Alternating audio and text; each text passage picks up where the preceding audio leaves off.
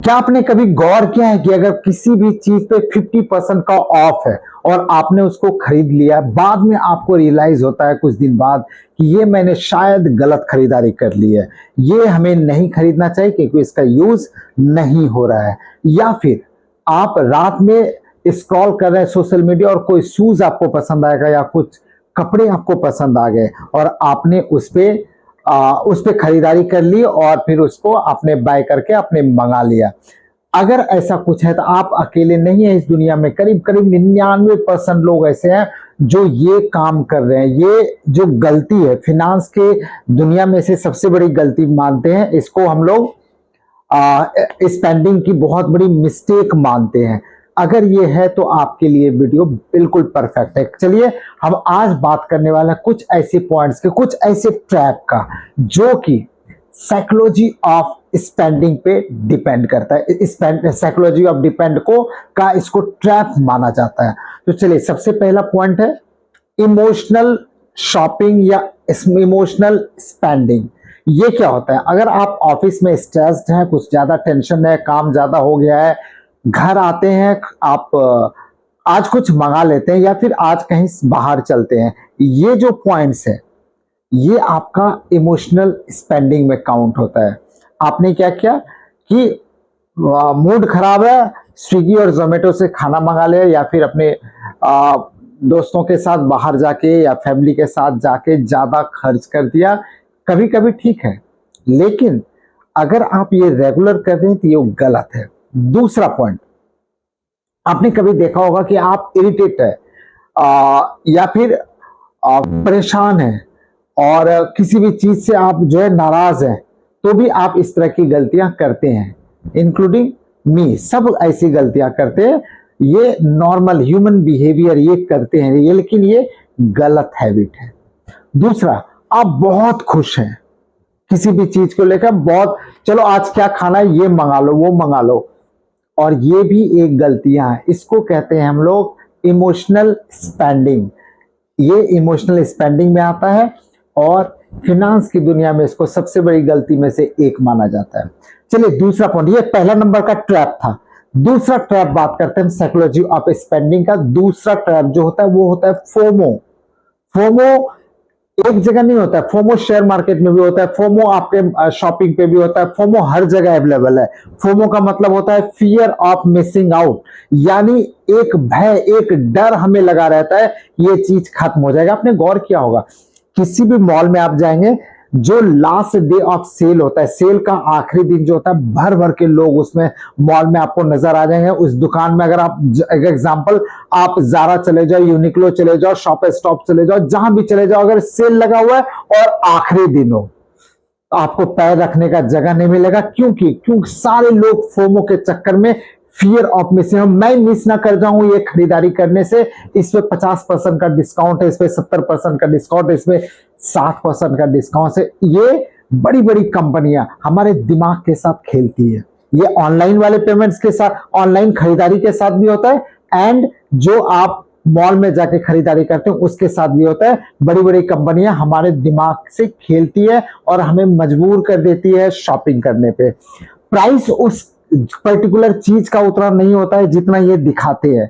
Price होता है, example price 500 है, उस पे इन्होंने 1100 रुपए का टैग लगाया, उसका 50% ऑफ कर दिया, 550 रुपया आपको सेल आउट कर दिया। हमें लगता है, क्योंकि हमें तो पता नहीं ये कपड़े, ये टी शर्ट कितने का है, किसको पता है, नहीं पता है।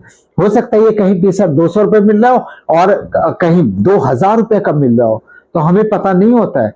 तो वो एक ट्रिक यूज करते हैं, मार्केटिंग ट्रिक है। कुछ जो है सीरीज वगैरह भी इस पे बने हुए हैं कि कैसे बेचा जाता है सामान।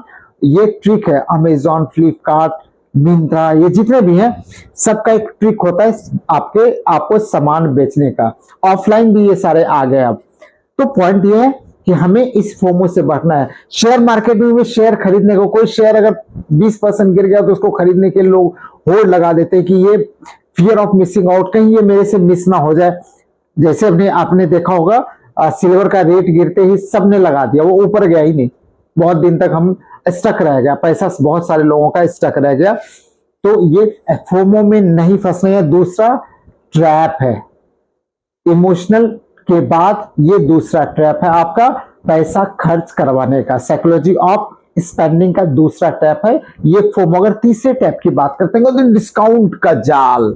अगर आपने देखा होगा कि 50%, 70%, 80% डिस्काउंट, कोई चीज 80% डिस्काउंट पे कैसे हो सकता है। और सिर्फ यही नहीं, आपने देखा होगा कि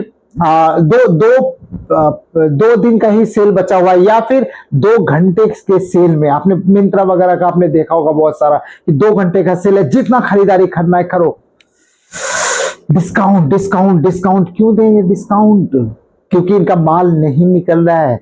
अब आप एक एग्जांपल देखिए कि आपने कोई चीज 500 रुपए में खरीद लिया, आपको डिस्काउंटेड वैल्यू पे था, 60% का डिस्काउंट मान लिया, उसके बाद उस चीज का आपने यूज नहीं किया तो आपने पैसे बचाए नहीं, आपने एक्स्ट्रा पैसा दिया है, 500 रुपए आपने बर्बाद कर दिया है।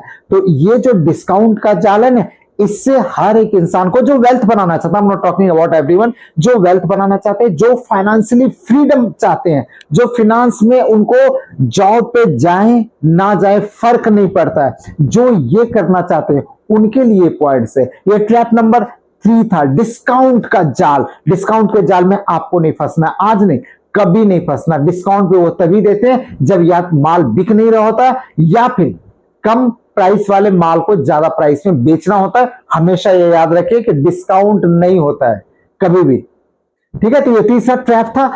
चौथा ट्रैप यानी फोर्थ ट्रैप की बात करेंगे साइकोलॉजी ऑफ स्पेंडिंग का, UPI and credit card.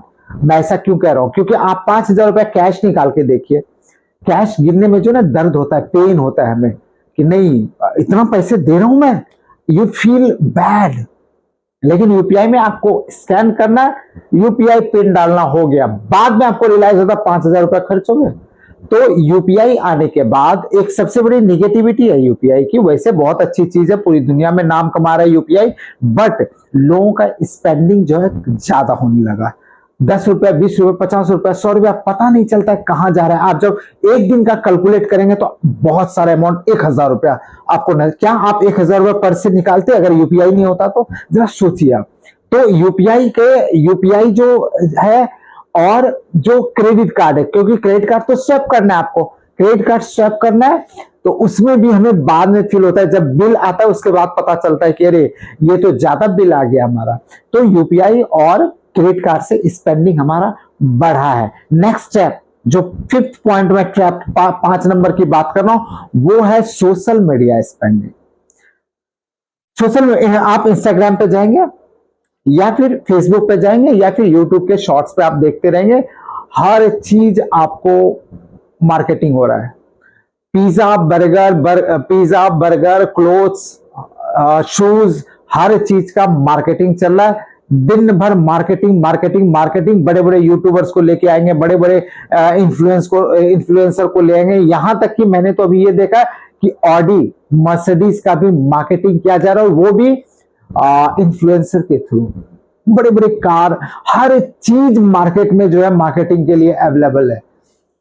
Point ये है कि आप सोशल मीडिया यूज तो करेंगे, सोशल मीडिया यूज कर रहे हैं तो आपको खरीदारी करनी पड़ेगी। खरीदारी क्योंकि हम फोमो के चक्कर में फंस जाते हैं, अब सोशल मीडिया के चक्कर में फंस जाते हैं। हमें लगता है कि ये जो है ज्यादा नहीं है, खरीद लेते हैं, 500 का तो है, 400 का है तो, लेकिन आपका ये 500 400 अगर यूजफुल है नो प्रॉब्लम। नीड और वांट्स में आपको डिफरेंस आना चाहिए। तो ये 5 पॉइंट्स थे मेरे ऐसे जो कि आपको जो ये ट्रैप थे, इस ट्रैप से आपको बचना है अगर आपको फाइनेंशियली फ्रीडम चाहिए तो। अब मैं कुछ ऐसे पॉइंट्स बताने वाला हूं जो आपको बचाएगा इससे, यानी कि सॉल्यूशन क्या है? सबसे पहला 24 घंटे का वेटिंग। 24 घंटे का वेटिंग का मतलब क्या हुआ कि कोई भी चीज आपको खरीदना है 24 घंटा आप सोचने के रखे, तुरंत खरीदारी मत कीजिए, बिल्कुल भी नहीं। 24 घंटा आप उसको कार्ट में रखिए, ये पहला रूल है। 24 घंटे के बाद भी आपको फील है कि नहीं ये चीज मेरे को चाहिए ही चाहिए तो आप खरीदिए, कोई प्रॉब्लम नहीं है।